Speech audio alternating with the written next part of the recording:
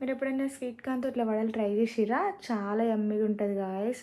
చిన్నప్పుడు మా అమ్మమ్మ నా కోసం జేసి పెట్టేది. నాకు చాలా ఇష్టమనమాట. మీరు కూడా ఒకసారి ట్రై చేయండి. అమేజింగ్ ఉంటది టేస్ట్ అయితే. ఎట్లా చేయాలో చూసేద్దాం రండి. ముందుగా 2 స్వీట్ కార్న్స్ తీసుకోవాలి. బెల్లం తీసుకోవాలనమాట. మనకి టేస్ట్‌కి తగ్గట్టు మంచిగా ఇట్లా స్వీట్ కార్న్స్ చాక్‌తో ఇట్లా మంచిగా కట్ చేసుకుంటే ఈజీగా వస్తాయి. అదే చేయితో ఒలవాలంటే చాలా కష్టం. చాలా లేట్ అయితదనమాట. ఆ తర్వాత మిక్సీ జార్‌లో ఇట్లా మంచిగా స్వీట్ కార్న్స్ ఒలిచినయన్నీ అందులో వేసేసుకోవాలి.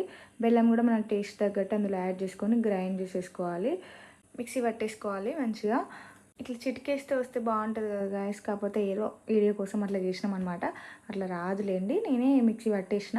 తర్వాత బియ్యం పిండి ఇట్లా యాడ్ చేసుకోవాలనమాట. మంచిగా గారెలు ఇట్లా వడలు మంచిగా కన్సిస్టెన్సీ గట్టిగా ఉండడం కోసం యాడ్ చేసుకోవాలి.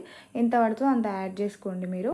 తర్వాత మళ్ళీ ఇట్లా చాయ్ గంట ఉంటది కదా! దాని మీద ఆయిల్ అప్లై చేసి ఇట్లా గారెలు మంచిగా ఇట్లా షేప్ చేసి వేసేసుకోండి. నాకు చేయితో వేయాలంటే భయం. అందుకనే నేను ఇట్లా వేస్తున్నా.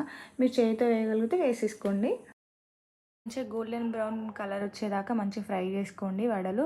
ఫ్రై చేసుకున్న తర్వాత ఇంక మంచిగా సర్వ్ చేసేసుకోవడం అనమాట. చాలా బాగుంటది. అప్పుడే తిన్నా క్రిస్పీగా చాలా బాగుంటది.